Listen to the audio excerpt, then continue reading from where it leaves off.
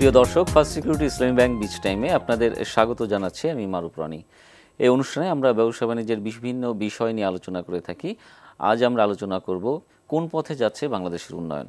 বিষয়টি নিয়ে আলোচনার জন্য আমাদের স্টুডিওতে রয়েছেন আমন্ত্রিত অতিথি, ক্যাম্পেইন ফর রেভিনিউ বাংলাদেশের নির্বাহী পরিচালক জনাব মোহাম্মদ মহসিন, এবং একই সাথে তিনি আংট্রাডের বাণিজ্য বিষয়ক কর্মকর্তাও ছিলেন এক সময়। তো আপনাকে স্বাগত আমাদের স্টুডিওতে। ধন্যবাদ। শুরুতেই জনাব মহসিন, আমরা যেই বিষয়টি নিয়ে আলোচনা করতে চাই সেটি হচ্ছে যে বাংলাদেশ সম্প্রতি আমরা দেখেছি যে মধ্যম আয়ের দেশের পথে অনেকটাই এগিয়েছে। হয়তো 2021 সালের মধ্যে সেটি আমরা হয়তো পেয়েও যাব। তো আমরা ধারাবাহিকভাবে একটা উন্নয়ন প্রক্রিয়ার মধ্যে এক দশক ধরে যাচ্ছি, 6% প্লাস গ্রোথ হচ্ছে। তো এই উন্নয়নের পরেও মানুষের মধ্যে এক ধরনের ধারণা আছে যে আমরা আসলে উন্নয়ন চাই না, আমরা স্বস্তি চাই। হ্যাঁ, তো বিষয়টি কি, আমরা যে মধ্যম আয়ের দেশ হয়ে গেলাম, কিন্তু জনগণ যদি সেই স্বস্তিটা না পায়, বিশেষ করে ঢাকা শহরে বিষয়টা, এবং গ্রামে গঞ্জেও যেই ধরনের উন্নয়ন হচ্ছে সেটি ইনক্লুসিভ সেই গ্রোথ হচ্ছে কিনা, সেটি আপনি কি মনে করছেন? আচ্ছা, উন্নয়নের বিবিধ মাত্রা আছে, মাত্রাগুলিকে নিয়ে আমাদের বুঝতে হবে। কিন্তু প্রথম থেকেই একেবারে শুরু করি। বাংলাদেশের এখন লক্ষ্যটা কি? লক্ষ্যটা হচ্ছে প্রবৃদ্ধি, গ্রোথ, ইকোনমিক গ্রোথ এবং ইকোনমিক ডেভেলপমেন্ট দুই রকম জিনিস। ডেভেলপমেন্টের একটা পার্ট হচ্ছে গ্রোথ। তা আমাদের গ্রোথটা 6+% হিসেবে গত 10 বছর ধরে আছে। ফলে আমরা বলতে পারি এই গ্রোথটা সাস্টেইন হয়ে গেছে, অর্থাৎ এই গ্রোথটা টেকসই। এবং বাংলাদেশের সরকার ঠিক করেছে তার লক্ষ্যমাত্রা যে 2021 সালে মধ্যম আয়ের দেশে বাংলাদেশকে নিয়ে যাবে। এবং এইটা নিয়ে যাওয়ার জন্য আমাদের বেশ কতগুলি প্রি রিকুইজিট আছে, যেটা আমরা আলোচনা করি না, অথবা সেখানে আমরা আগে পৌঁছতে পারছি কিনা। তো প্রথম প্রি রিকুইজিট হচ্ছে গ্রোথ রেটটাকে নিয়ে যেতে হবে হচ্ছে 8%-এর উপর। আমাদের এ বছরে যেটা এস্টিমেটেড গ্রোথ রেট আছে সেটা হচ্ছে 7.35%। তো আমরা বুঝতে পারছি যে 21-এর মধ্যে, অর্থাৎ 2021-এর ভিতর আমরা হয়তো 8% প্লাসে গ্রোথ রেটকে নিয়ে যেতে পারবো। আরেকটা ব্যাপার আছে, এই বিরাট কর্মযজ্ঞের মধ্যে যদি যেতে হয়, প্রাইভেট ইনভেস্টমেন্টকে জিডিপির 34.4%-এ নিয়ে যেতে হবে। আমরা এখানে অনেক পিছিয়ে আছি। এবং আমরা আরেকটা জিনিস জানি যে আমাদের ইনভেস্টমেন্ট, স্পেশালি প্রাইভেট ইনভেস্টমেন্ট সেটা যে হারে বাড়া দরকার সেই হারে বাড়ছে না। এর পিছনে অনেক কারণ আছে। দ্বিতীয় যে কোয়েশ্চেনটা আপনি করতে চাচ্ছেন সেটা হচ্ছে ইনক্লুসিভ গ্রোথ এবং ইনকামের ডিস্ট্রিবিউশন, এবং একই সাথে আমাদের যে আরবানাইজেশন, অর্থাৎ আমাদের ইনফ্রাস্ট্রাকচার অথবা আমাদের মাথাপিছু অন্যান্য যে ক্যাপিটাল রিকোয়ারমেন্ট, সেগুলি ঠিকমতো উন্নয়ন ঘটছে কিনা। অর্থাৎ আমরা সব কিছুকে একসাথে নিয়েই উন্নয়ন করছি, নাকি আমাদের শুধুমাত্র গ্রোথটাই হচ্ছে এবং সেই গ্রোথের অংশটা এক ধরনের পার্টিসিপ্যান্ট, অর্থাৎ সমাজের একেবারে একটা ছোট্ট অংশের কাছেই চলে যাচ্ছে কিনা। এটা একটা কোয়েশ্চেন, এটা একটা খুবই ভালো প্রশ্ন। অর্থাৎ আমাদের উন্নয়ন ঘটছে, অর্থাৎ প্রবৃদ্ধি ঘটছে, এতে কোনো সন্দেহ নেই, অর্থাৎ অর্থনৈতিক প্রবৃদ্ধি ঘটছে। উন্নয়নের অবস্থাটা আমরা চারপাশে কতখানি দেখতে পাচ্ছি। বিশেষ করে ঢাকা শহরের দিকে যদি আমরা তাকাই, তাহলে দেখি যে এখানে যানজট বেড়েই গেছে। বিশ্বব্যাংকের গত সপ্তাহে যে একটা সম্মেলন বা করে গেল হচ্ছে হোটেল সোনারগাঁওতে, সেখানে অনেকগুলি সেশনে বিশ্বব্যাংক যেটা দেখানোর চেষ্টা করেছে যে ঢাকা শহরের যে অবস্থা আছে, এতে যদি রাস্তাঘাটের পরিমাণকে বাড়ানো না হয় এবং একটা মডার্ন আরবানাইজেশনের প্ল্যানিংই মোতাবেক যে প্ল্যান্ড ওয়েতে বিভিন্ন জায়গার ডেভেলপমেন্ট যদি সঠিকভাবে না করা হয়, ঢাকাতে আগামী কয়েক বছরের ভিতর, অর্থাৎ 4-5 ইয়ার্স পরে 1 কিলোমিটার, অর্থাৎ 1 ঘন্টায় গতি হয়ে যাবে হচ্ছে 4 কিলোমিটার, কিন্তু মানুষের হাঁটার গতি হচ্ছে 5 কিলোমিটারের বেশি। অর্থাৎ একটা পথ যেতে একটা গাড়িতে করে আপনার যে সময় লাগবে তার থেকে হেঁটে যেতে কম সময় লাগবে। তো এই অবস্থার ভিতর দিয়ে অলরেডি তারা আরও এস্টিমেট করে দেখেছে যে এই যে যানজটটা ঢাকায় হচ্ছে, এর ফলে আমরা বিপুল পরিমাণ শ্রম সময় নষ্ট করছি। এবং শুধু সেটা না, শ্রম সময়ের সাথে সাথে আমাদের আরেকটা ব্যাপার ঘটছে, সেটা হচ্ছে আমাদের অর্থনীতি বিপুল অঙ্কের উৎপাদন থেকে কর্মক্ষমতা বঞ্চিত হচ্ছে, নষ্ট হচ্ছে কর্মক্ষমতা মানুষের। নষ্ট হওয়ার ফলে। তো এই যে অবস্থানগুলি রয়ে গেছে এইগুলিকে দূর করতে হবে। তো দূর করার জন্য দায়িত্বটা কার? সরকারের। তো সরকারের ক্ষেত্রে সরকার বলতে আমরা শুধু যে আমাদের মেম্বার অফ পার্লামেন্টস অথবা মন্ত্রী এদেরকে বোঝার চেষ্টা করি আর কি, সাধারণভাবে আমাদের লেইম্যান পিপল বা সাধারণ মানুষ এইভাবে বুঝে। কিন্তু সরকার আসলে শুধু সেইটুক না। সরকার মানে হচ্ছে সরকারের যে বিরাট আমলা বাহিনী এবং সরকারি বাহিনী আছে, আমরা যাদেরকে পাবলিক সার্ভেন্ট বলি, তাদেরকে মিলেই হচ্ছে সরকার। এই জায়গাটায় আমাদের যেটা অদক্ষতা রয়ে গেছে, অর্থাৎ সক্ষমতার অভাব রয়ে গেছে। এবং আর একটা ব্যাপার আছে, তাদের মধ্যে কোঅর্ডিনেশন অর্থাৎ সমন্বয়হীনতা রয়ে গেছে, কোঅর্ডিনেশন অভাব প্রকট। যার জন্য আমরা দেখি যে রাস্তা খোঁড়াখুড়ি চলছে এমন সময় যখন হচ্ছে রেইনি সিজন, এমন সময় রাস্তা খোঁড়াখুড়ি কাজ চলে যখন হচ্ছে কিছুদিন আগেই হয়তো রাস্তা কার্পেটিং হয়ে গেছে, এরপরে আবার খোঁড়া শুরু হয়ে গেছে। এই যে মানে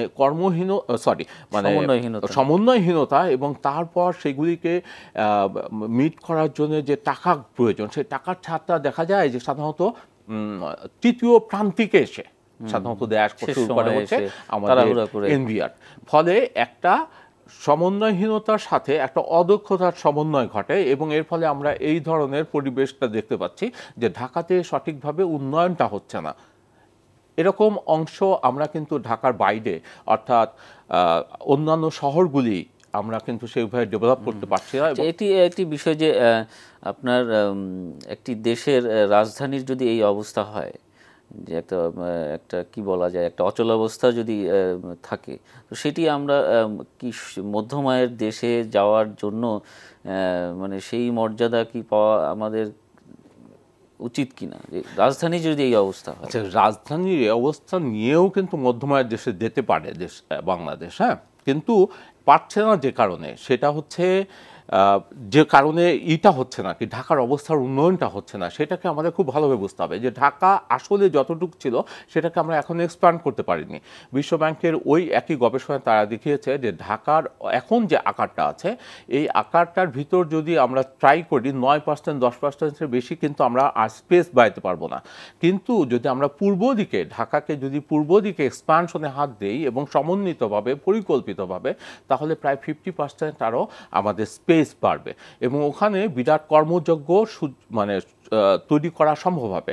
শুধু কর্মযজ্ঞ তৈরি করলে হবে না, আমাদের যে লোকবল আছে তাদেরকে একটা সুস্থ পরিবেশ দিতে হবে, বাসের, শিক্ষার, স্বাস্থ্যের, এইগুলিকে এনশিওর যদি আমরা না করতে পারি তাহলে হবে না। সেক্ষেত্রে আমাদের যে সম্মেলনটা বিশ্বব্যাংক করলো, সেখানে সাংহাইয়ের যিনি প্রাক্তন মেয়র ছিলেন তিনি এসে একটা উদাহরণ দিয়ে গেছেন যে সাংহাইয়ের পুডংয়ের এক্সপিরিয়েন্স উনি শেয়ার করে গেছেন আমাদের সাথে, যে সাংহাইয়ের অবস্থাও ঢাকার মতো ছিল, কিন্তু তারা একটা চমৎকার ইন্টিগ্রেটেড এবং ইনক্লুসিভ একটা ডেভেলপমেন্ট প্ল্যান নিয়ে সাংহাইকে একটা বিশ্বের অন্যতম মডার্ন সিটিতে রূপান্তর করে ফেলেছেন। আমাদের পক্ষেও ঢাকাকে করা সম্ভব, কিন্তু আমাদের সদিচ্ছা থাকতে হবে, সক্ষমতা বাড়াতে হবে এবং কোঅর্ডিনেশনগুলি বাড়াইতে হবে হচ্ছে সমস্ত সরকারি এবং বেসরকারি প্রতিষ্ঠানের ভিতর। তো এই যে উন্নয়নের কথা বলছেন, যে অবকাঠামোগত যে উন্নয়নের কথা বলছেন, তো সেটি করার জন্যে যেই আর্থিক যে সক্ষমতা, সেটি কি আমাদের রয়েছে? আচ্ছা, আর্থিক সক্ষমতা আমাদের আছে কি নাই সেটা আগে দেখতে হবে। এত বড় কর্মযোগ্য এটা সাধারণত একটা দেশের পক্ষে একা করা সম্ভব না। সাধারণত এই ধরনের বিরাট কর্মযজ্ঞে অর্থাৎ এত বড় ধরনের প্রজেক্ট যখন হবে, সেখানে ফাইন্যান্সটা কয়েকটা সোর্স থেকে আসতে পারে। একটা হতে পারে দেশের অভ্যন্তরীণ সোর্স, একটা সরকারি, আর একটা হতে পারে বৈদেশিক। এখন অভ্যন্তরীণভাবে সরকারের পক্ষে কতটুকু দেওয়া সম্ভব, হয়তো খুবই সামান্য। আর হচ্ছে দেশের ভিতর থেকে অভ্যন্তরীণ ঋণ নেওয়া যায়, এই মার্কেটটা আমাদের এখন বড় করা সম্ভব, কিন্তু আমাদের এখানে এখনও করতে পারেনি। কারণ হচ্ছে আমাদের ক্যাপিটাল মার্কেট হিসেবে যে মার্কেটটা আছে, যেটা এই ধরনের কর্মযোগে সাপোর্ট দিতে পারে, সেই ক্যাপিটাল মার্কেটটা একেবারেই এই উপমহাদেশের ভিতর আমি বলবো সবচেয়ে নিম্নমানের পর্যায়ে রয়ে গেছে। অর্থাৎ নেপালের তুলনায়ও আমরা যদি চিন্তা করি, আমাদের যে ক্যাপিটাল মার্কেট সেটার ডেভেলপমেন্ট নিচের পর্যায়ে। তো এই ক্যাপিটাল মার্কেটের মধ্য থেকে আমরা রিয়েল এস্টেট ইনভেস্টমেন্ট ট্রাস্ট গঠনের মাধ্যমে, বন্ড ছাড়ার মাধ্যমে, দীর্ঘমেয়াদী অনেক রকমের বন্ড আছে যেগুলিকে ছাড়ার মাধ্যমে আমরা এগুলি করতে পারতাম। আর এটা হচ্ছে বিদেশ থেকে লোন পাওয়ার মাধ্যমে। বাংলাদেশ অলরেডি প্রায় সকলগুলি ক্রাইটেরিয়া অনুসারে BBB ক্রাইটেরিয়া অর্জন করে ফেলেছে পৃথিবীর কাছে। ফলে বাংলাদেশের জন্যে সোভারেইন লোন পাওয়া এবং এই ধরনের ক্ষেত্রে লোন পাওয়া তেমন কোনো ব্যাপার না। বিষয়টা যে এমন জায়গায় দাঁড়িয়েছে যে আমাদের এই ফাইন্যান্সটা করা সম্ভব কিনা, অবশ্যই সম্ভব, এবং আমাদের যেটা করতে হবে সেই চেষ্টাটা চালাতে হবে। চেষ্টা চালানোর জন্যে যে প্রস্তাবগুলি যাওয়া দরকার সরকারের কাছে সেটা যাচ্ছে না, এক। দুই হচ্ছে এর ক্ষেত্রে সরকার অথবা অন্য মহলরা যারা ভাবছেন যে শুধুমাত্র তারাই এর মধ্যে ইনক্লুডেড হতে চান, আরও যে এক্সপার্টাইজ আমাদের সারা দুনিয়াতে ছড়ায় ছিটে আছে তাদেরকে যে এখানে ইনক্লুড করা সম্ভব এই চিন্তাটা কেউ করেন না। যে ব্যাপারটা আসে হচ্ছে চীন বা ভারত, পাশের দেশ ভারতের ক্ষেত্রে যদি আপনারা দেখেন যে ভারতে কিন্তু লোকালি এক্সপার্টাইজের বড়ই অভাব, কিন্তু তাদের বিরাট একটা ফোর্স সারা দুনিয়াতে, সারাটা দুনিয়াতে ছড়িয়ে আছে এবং তাদেরকে তারা নিয়ে আসছে। সংকট তৈরি হবে না, বুঝতে পেরেছি, যদি আমরা সেই সদিচ্ছা আমাদের থাকে।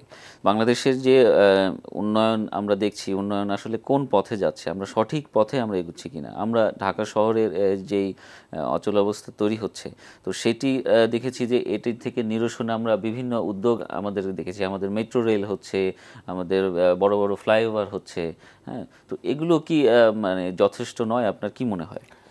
আচ্ছা, আমরা সেই আবার পুরনো প্রসঙ্গে ফেরত আসতে হচ্ছে। আমাদের যে জায়গাটায় সমস্যা সেটা হচ্ছে সমন্বয়হীনতা। সরকারের সদিচ্ছা আছে কি নাই সেই প্রশ্নে আমি যাচ্ছি না, জিনিসটা হচ্ছে সক্ষমতা আছে কিনা। প্রথমে হচ্ছে একটা কাজ করার সক্ষমতা। একটা ছোট্ট উদাহরণ দিয়েই বুঝাতে পারবো। হয়তো একটা ছোট্ট ক্লাসের মধ্যে 20 জন 25 জন স্টুডেন্ট আছে, তারা সবাই ফার্স্ট হতে চায়। সবাই কিন্তু ফার্স্ট হতে পারে না, কারণ এই ইচ্ছাটা, এই সদিচ্ছা সবার ভিতর থাকলে সবাই চেষ্টা করলে ওই প্রথম গিয়ে কিন্তু একজন হবে, অর্থাৎ সক্ষমতা যার বেশি সে হবে। তো আমাদের এই সক্ষমতাটা আমাদের আছে কিনা সেটা আসলে আগে মাপা উচিত, এবং তারপরে যদি না থাকে সেক্ষেত্রে এক্সপার্টাইজ আনার চেষ্টা করতে হবে। আমাদের আমলা বাহিনী যে কাজটা করে সেটা হচ্ছে তারা নিজেদের কাছে সমস্ত কাজ ধরে রাখে এবং যখন পারে না তখন হচ্ছে সেগুলিকে মেস আপ করে ফেলে।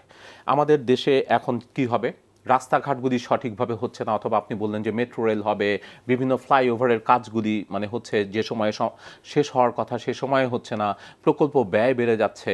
এটা কি একটা কারণে হচ্ছে?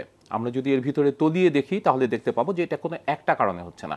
এক জিনিস আছে হচ্ছে সরকারের তার নিজের দলের লোকজনদেরকে, নিচের পর্যায়ের বা উপরের পর্যায়ের লোকজনদেরকে সুবিধা দেওয়ার চেষ্টা, দুর্নীতি, ক্ষমতার অপব্যবহার, বিভিন্ন রকমের সরকারি ইনস্টিটিউট, অনলি আমলা না, তাদের যে দুর্বল অবকাঠামো এবং দুর্বলতা আছে, অর্থাৎ তাদের নিজেদের যে হিউম্যান ক্যাপিটাল তার দুর্বলতা আছে, এবং এই সমস্ত বিভিন্ন প্রতিষ্ঠানের মধ্যে যে সমন্বয়হীনতা, সব একসাথে মিলে এই ইম্প্যাক্টটা তৈরি করছে যে আমরা উন্নয়নের যে অবস্থাটা দেখছি সেটাকে আমরা দেখছি যে সেটা হচ্ছে এবড়ো থেবড়ো।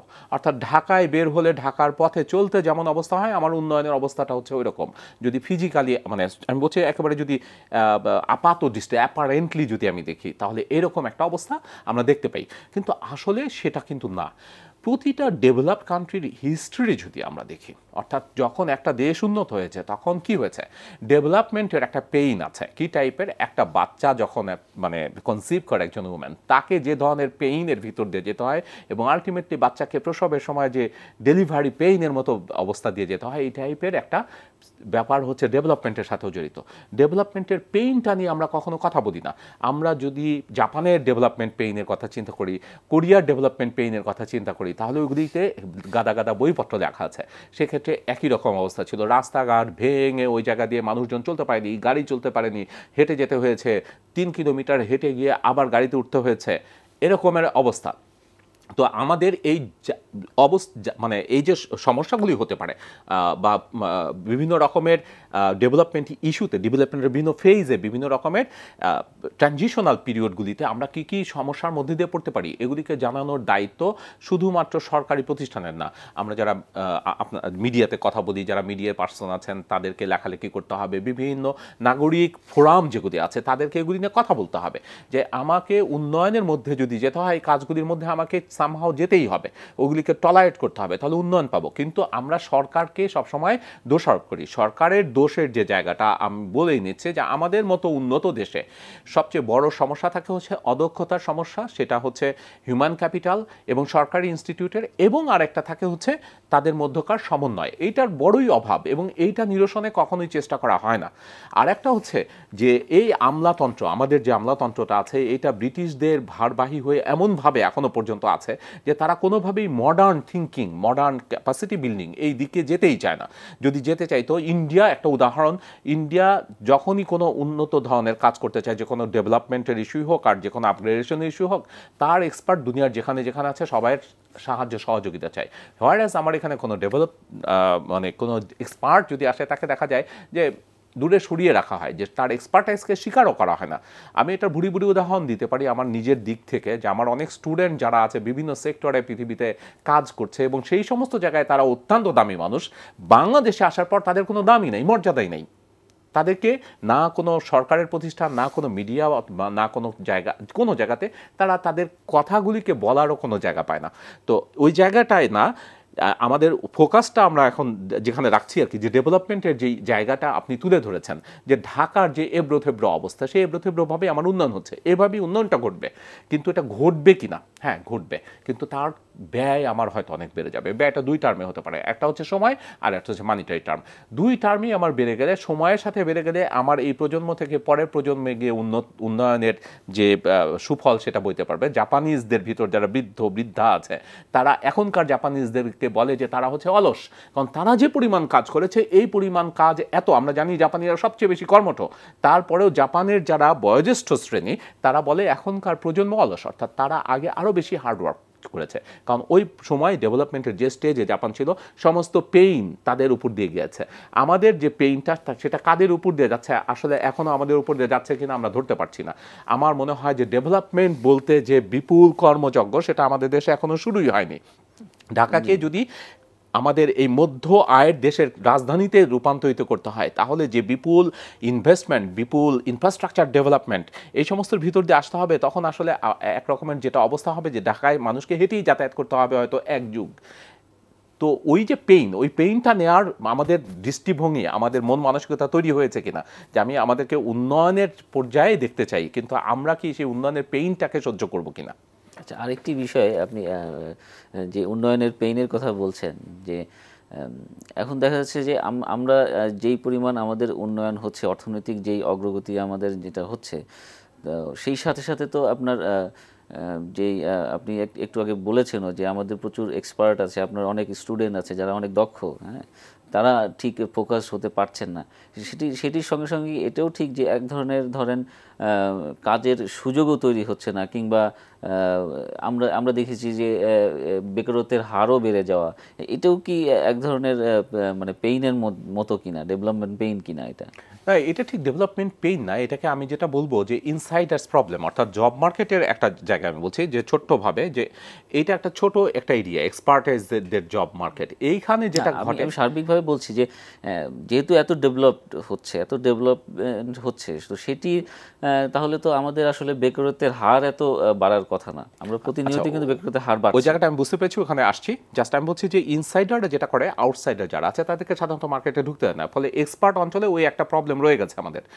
আর সামগ্রিকভাবে আমার বিনিয়োগ কিন্তু আসলে স্লাগিশ অবস্থায় আছে, বিনিয়োগ বাড়ছে না, ফলে আমার এমপ্লয়মেন্ট ক্রিয়েশনটা এত হচ্ছে না। বিনিয়োগ কেন বাড়ছে না?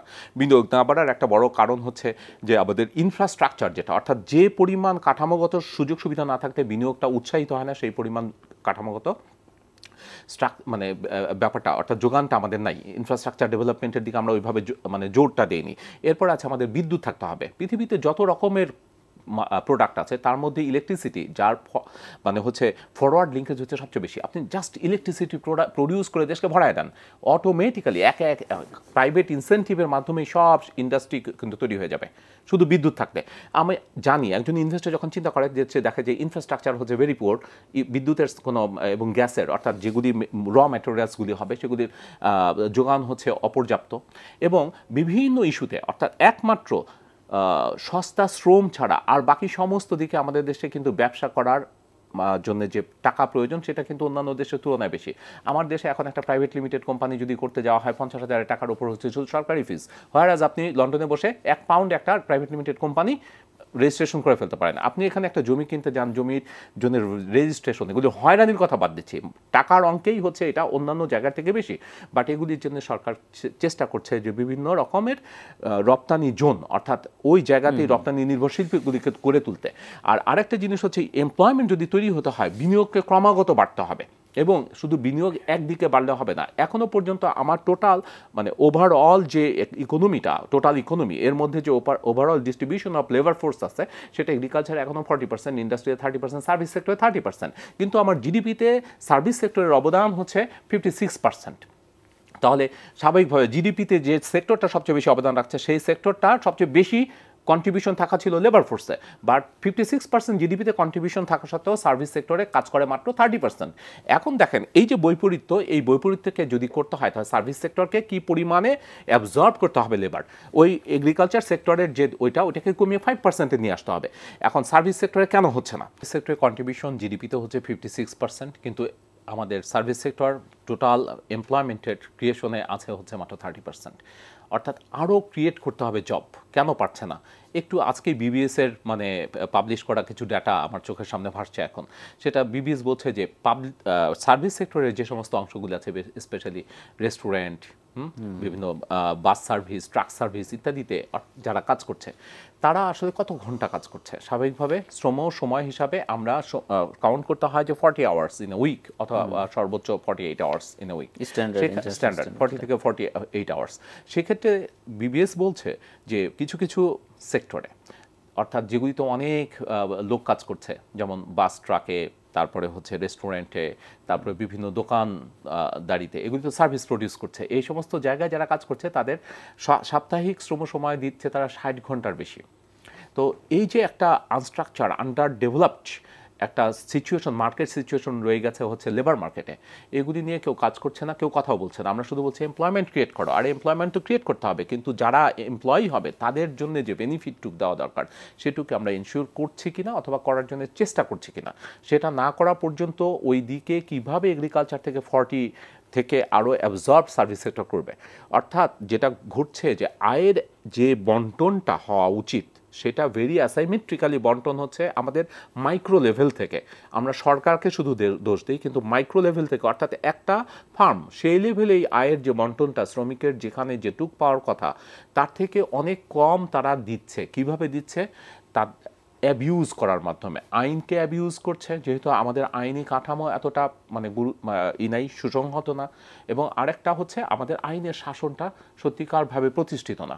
তো আমাদের আইনের শাসন প্রতিষ্ঠার মাধ্যমে এই লেবার মার্কেটের অনেক স্ট্রাকচারাল চেঞ্জ নিয়ে আসতে হবে, যেটার মাধ্যমে আমরা পারবো হচ্ছে শ্রমিকদের অধিকার, শ্রম অধিকারকে সংরক্ষণ করতে। তার মাধ্যমে আমরা পারবো ওই সার্ভিস সেক্টরের অ্যাবজর্পশন রেট বাড়াতে। তখন বাড়তে বাধ্য হবে।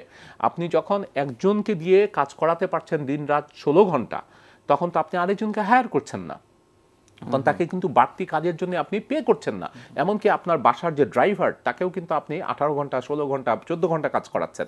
এগুলো আসলে সবই আপনার উন্নয়নের একটা অংশ। যে আমরা আসলে যে মধ্যমায়ের দেশের কথা বলছিলাম, হ্যাঁ, তো সেটিও আসলে অর্জন করতে হলে এগুলো অর্জন করতে হবে, না হলে অ্যাসাইমেট্রি যেটা থেকে যাবে, ওই অ্যাসাইমেট্রি নিয়ে যে আমরা যদি উন্নয়নটা দেখি, যেটা আপনি প্রথমেই কোশ্চেন করেছিলেন যে আমরা যে উন্নয়নের কথা বলছি আসলে এটা উন্নয়ন হচ্ছে কিনা, তো বলছি যে সব কিছুকে নিয়ে ইনক্লুসিভ ডেভেলপমেন্ট, ইনক্লুসিভ গ্রোথ, এই জিনিসটা দরকার। এবং হচ্ছে ইনকামের ডিস্ট্রিবিউশনটা একটু খেয়াল রাখতে হবে, যে ইনকাম যেন অত্যন্ত স্কিউড ফর্মে ডিস্ট্রিবিউট না হয়ে যায়, অর্থাৎ 1% বা 2% লোকের কাছে আয়ের 98% যেন চলে না যায়। এই ডিস্ট্রিবিউশনটাকে একটু স্মুথেন করার দায়িত্ব কিন্তু হচ্ছে সরকারের। স্পেশালি সরকার কিভাবে করবে? সে করবে হচ্ছে তার আইনের শাসনের মাধ্যমে, হ্যাঁ, সুশাসন এবং ভালো আইন তৈরির মাধ্যমে, পলিসি তৈরি করার মাধ্যমে করতে পারে। আপনি যেটি ঠিকই, যে আসলে আমাদের যে ইনক্লুসিভ যে গ্রোথের জন্য আসলে এই জিনিসটা খুবই প্রয়োজন, যে একটা সুষ্ঠু যে উন্নয়নের জন্য। আমরা দেখছি যে কয়েকটি গ্রুপের কাছেই পুরো ইকোনমি আসলে নির্ভরশীল। সেটিও আমরা দেখি যে একটা লোন ডিস্ট্রিবিউশনের ক্ষেত্রেও যে 20টা কিংবা 40টা প্রতিষ্ঠানের কাছেই সব অর্থ চলে যাচ্ছে প্রতিষ্ঠানে, ঘুরে ফিরে আমাদের দেশে একটা প্রতিষ্ঠান যে খাবারের ব্যবসাও করছে, আবার কসমেটিক্স সবই তারা করছে, গার্মেন্টস করছে। একটা পৃথিবীতেও বড় বড় কংগ্লোমারেট আছে, কিন্তু আমাদের এখানে যে ব্যাপারটা হয়েছে যে সব কিছুতেই যে ব্যাংকের মালিক, হ্যাঁ, তার কাছে কিন্তু অন্যান্য ইন্ডাস্ট্রি থেকে শুরু করে সমস্ত কিছু সে তার নিজের ব্যাংকের কাছ থেকে নিতে পারে না, কিন্তু ওই যে আরেক ব্যাংকের মালিক তার কিন্তু ওই ধরনের ব্যবসা আছে। ফলে এরা যোগসাজশ করে কি করে, এর ব্যাংক থেকে এক্স এর ব্যাংক থেকে ওয়াই, ওয়াই এর ব্যাংক থেকে এক্স লোন নিচ্ছে, এবং সমস্ত লোন একসময় কি হয়ে যাচ্ছে, সমস্ত লোন নন পারফর্মিং লোন হয়ে যাচ্ছে, যেটা আমরা দেখেছি আমাদের মানে ইকোনমিতে ঘটছে, আমাদের ব্যাংকিং সেক্টরে ঘটছেই। তো আমাদের দেশে বিনিয়োগ যদি আপনি না বাড়াতে পারেন, তাহলে কিভাবে আপনি এমপ্লয়মেন্ট ক্রিয়েট করবেন? এমপ্লয়মেন্ট ক্রিয়েট করতে হলে বিনিয়োগ বাড়াতে হবে। এখন আমাদের দেশের যে এই যে আজকের যে উন্নয়ন, এই উন্নয়নের পিছনে কিন্তু দুইটা বড় সোর্স বা বড় ফ্যাক্টর কাজ করছে, সেটা আমাদেরকে স্বীকার করতে হবে এবং মাথায় রাখতে হবে। একটা হচ্ছে আমরা হলাম এক্সপোর্ট লেড একটা গ্রোথ পলিসি নিয়ে, এই মধ্য দিয়ে আমরা আমাদের গ্রোথটাকে নিয়ে যাচ্ছি, এবং এই এক্সপোর্টের ম্যাক্সিমাম অংশটা কিন্তু হচ্ছে আমার কোত্থেকে আসছে, রেডিমেড গার্মেন্টস থেকে। আমরা এই যে কতগুলি বছর 30-35 বছর হয়ে গেল আমাদের এক্সপোর্ট বেস, এক্সপোর্ট বাস্কেটটাকে কিন্তু বাড়াতে পারি, এটা বাড়ানোর দিকে নজর দিতে হবে। এবং আরেকটা হচ্ছে যে আমরা দেখেছি যে রপ্তানি টার্গেট নেওয়া হয়েছে এবার $38 বিলিয়ন, কিন্তু সেটাকে অ্যাচিভ করা সম্ভব হবে কিনা। আমাদের এই বছরই প্রথম কি হয়েছে যে রপ্তানি যে আয়টা সেটা বৃদ্ধির হারটা স্লো হয়ে গেছে আগের বছরের তুলনায়। এটার কারণটা কি? ইউরোপ হচ্ছে আমাদের একটা বড় বাজার। ইউরোপে যে ডেট ক্রাইসিসের পরে যে ইউরোর যে ডিভ্যালুয়েশন হয়েছিল ডলারের এগেনস্টে, ওইটার প্রেক্ষিতে যে রিসেশনে ইউরোপ পড়েছিল, ও থেকে যে বের হয়ে আসার জন্য যে মানে স্পেসটা আমরা ধারণা করেছিলাম এই পেসে বের হয়ে আসবে, সেটাতে পারেনি, স্লাগিশ হয়েছিল। ফলে ওখান দিয়ে যদি মানে তৈরি না হয় হচ্ছে চাহিদা, তাহলে আমার এখান থেকে যাবে কিভাবে? আমরা যখন এক্সপোর্ট লেড পলিসিতে থাকবো, তখন আমাদের বুঝতে হবে যে আমাদের আয়ের উপর কিন্তু আমাদের এটা কনজাম্পশন নির্ভর করছে না, এটা কনজাম্পশন নির্ভর করছে বাইরের দেশের আয়ের উপর। এবং যেহেতু ইউরোপ আমাদের একটা অন্যতম বড় বাজার, এবং আমেরিকাতে বিভিন্ন রকম কারণে মার্কেটটা আর একটু বড় হতে পারছে না, ফলে আমাদের এক্সপোর্টটা থমকে যাচ্ছে, বাড়বে হয়তো সামনে। তো আমরা আশা করব যে আমাদের যে এক্সপোর্ট সেটি বৈচিত্র্য আসবে এক্সপোর্ট বাস্কেটে, এবং সেই সাথে আমরা যে উন্নয়নের কথা বলছি একটা সুষম উন্নয়ন ঘটবে নিশ্চয়ই। একটা সমন্বয়হীনতার কথা যেটি বলছেন সেটি নিশ্চয়ই সরকারের সেই চেষ্টা রয়েছে, একটা সমন্বিতভাবে একটা উন্নয়নের পথে বাংলাদেশ যেতে পারবে। তো আমরা আসলে একেবারেই শেষ সময়ে চলে এসেছি। আপনাকে অসংখ্য ধন্যবাদ আমাদের স্টুডিওতে আসার জন্য। আজ এখানেই শেষ করছি।